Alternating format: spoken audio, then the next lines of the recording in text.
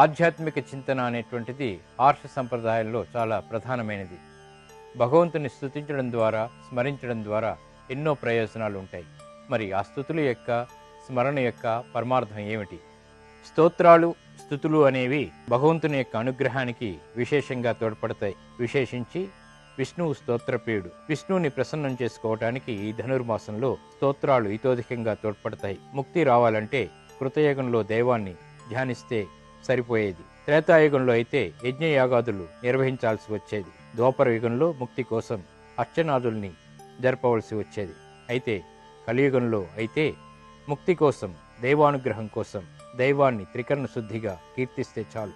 మానసిక స్మరణ కూడా చక్కటి ఉపయోగాల్ని కలిగిస్తుంది. ఈ కీర్తన కోసం అష్టోత్తరం, సహస్రనామం అనేటువంటివి ఎంతో ఉపయోగపడతాయి. 108 నామాలతో కూర్చున్నటువంటి అష్టోత్తరంలోను, 1000 నామాలతో ఉన్నటువంటి సహస్రంలోను ఒక్కో నామం ఆ భగవంతుని ఒక్కో గొప్పతనాన్ని, లోక కళ్యాణానికి భగవంతుడు ప్రదర్శించేటువంటి లీలల్ని, మహిమల్ని ఆవిష్కరిస్తుంది.